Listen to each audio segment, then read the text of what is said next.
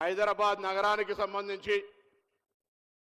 తెలంగాణ రాష్ట్ర రాజధాని హైదరాబాద్ బ్రాండ్ ఇమేజ్ను కాపాడుతూ పెరుగుతున్నటువంటి అర్బనైజేషన్కు అనుగుణంగా భవిష్యత్ తరాలకు ఒక ప్రణాళిక చేసుకొని దాదాపు 7,000 కోట్ల రూపాయలకు సంబంధించిన శంకుస్థాపనలు ప్రారంభం చేసుకుంటున్నటువంటి కార్యక్రమంలో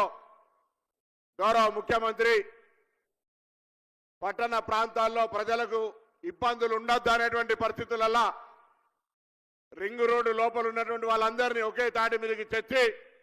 సమస్యలు పరిష్కరించాలనే సంకల్పంతో వచ్చినటువంటి గౌరవ ముఖ్యమంత్రి గారికి హైదరాబాద్ జిల్లా పక్షాన ఒకసారి హృదయపూర్వకంగా స్వాగతం తెలియజేస్తా ఉన్నాం. అదేవిధంగా వేదిక మీద ఉన్న ఉప ముఖ్యమంత్రి గారు, అదేవిధంగా రంగారెడ్డి జిల్లా ఇన్ఛార్జి మంత్రి సోదరుడు శ్రీధర్ బాబు గారు, అరికెపూడి గాంధీ గారు, స్థానిక శాసనసభ్యులు సభాధ్యక్షులు దానం నాగేంద్రన్న గారు, గౌరవ ఎమ్మెల్సీలు, గౌరవ స్థానిక కాంగ్రెస్ నాయకులు, అధికారులు, వేదిక మీద ఉన్న పెద్దలందరికీ పేరు పేరున ఇక్కడికి విచ్చేసినటువంటి వాళ్ళందరికీ కూడా నమస్కారాలు తెలియజేస్తా ఉన్నాను. ముఖ్యమంత్రి గారి ఆలోచన ఎట్లుంటుందని ఒక చిన్న అంశాన్ని మీ దృష్టికి తీసుకొస్తాం. తెలంగాణ రాకముందు ఉమ్మడి రాష్ట్రంలో కూడా ఉండే సమస్య, తెలంగాణ వస్తే అన్ని సమస్యలు పరిష్కరించుకుంటామనేటువంటి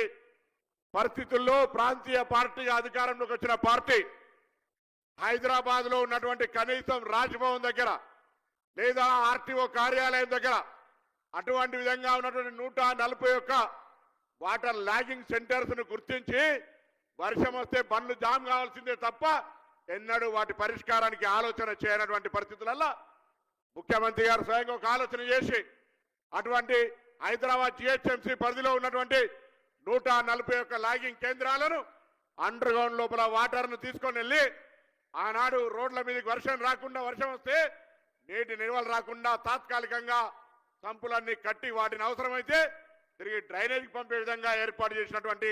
ఒక ఆలోచనకు సంబంధించి ఏ విధంగా ఆలోచన అంటే స్పార్క్ ఎట్లా వస్తుంది అనేటువంటి మాటకి సందర్భంగా తెలియజేస్తా ఉన్నా. అదేవిధంగా ఈరోజు హైదరాబాద్ సంబంధించి దాదాపు 600 MTD వాటర్ అవి కూడా ఆనాడు కృష్ణా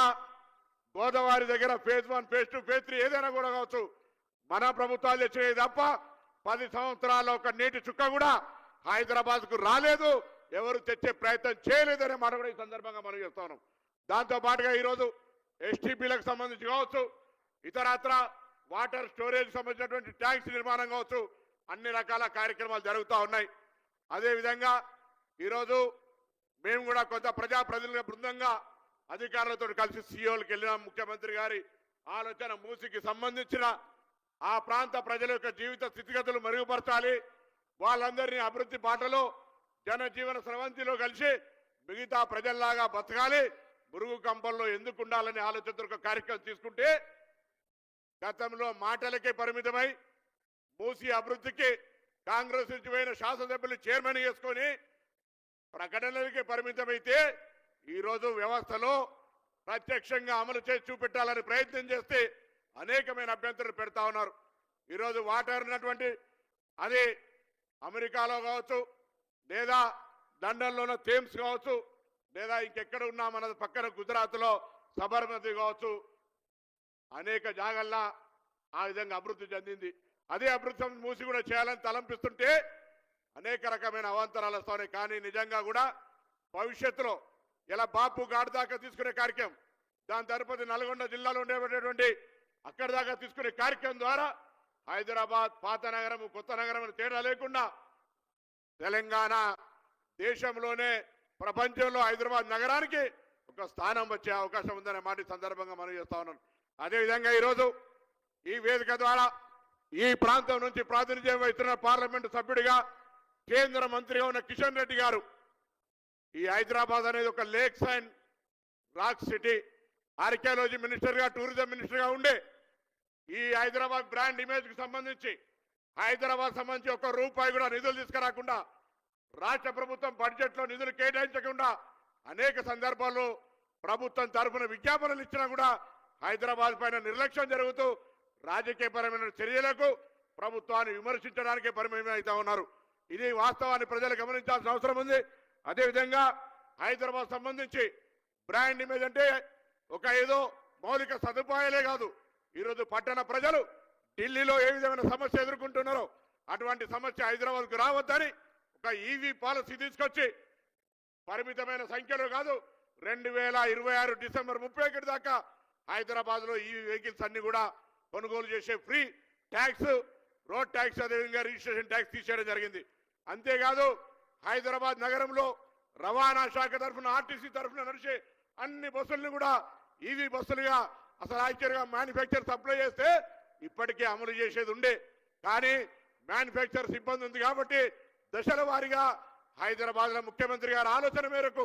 రాష్ట్ర ప్రభుత్వం ఆలోచన మేరకు హైదరాబాద్ కాలుష్య రహితంగా ఇవాళ ఢిల్లీలో పాఠశాలలు బంద్ చేసుకునేటువంటి పరిస్థితి నుంచి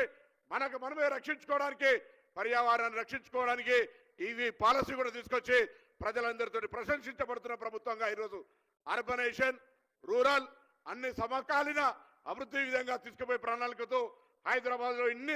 హైదరాబాద్ రంగారెడ్డి జిల్లాలో ఇన్ని పనులు శంకుస్థాపన చేస్తున్న మీకు మరొక్కసారి హృదయపూర్వకంగా ధన్యవాదాలు. హైదరాబాద్ ప్రజలందరి పక్షాన దయచేసి అందరూ కూడా ప్రజలు ఈ జరుగుతున్న వాస్తవాన్ని, అభివృద్ధి మీ కళ్ళ కనబడుతున్నటువంటి అని క్షేత్రస్థాయిలో చర్చ చేసి ప్రభుత్వం చేస్తున్నటువంటి అంశాన్ని ప్రశంసించే విధంగా ఉండాలని కోరుకుంటూ అందరికీ నమస్కారం చెప్తూ సెలవు తీసుకుంటా ఉన్నాను. ధన్యవాదాలు సార్. గౌరవనీయులు డి శ్రీధర్ బాబు గారి సందేశం. Honourable minister for information technology, electronics and communications, industries and legislative affairs, ముఖ్యంగా రంగారెడ్డి జిల్లా ఇన్ఛార్జ్ మంత్రివర్యులు శ్రీధర్ బాబు. నమస్కారం.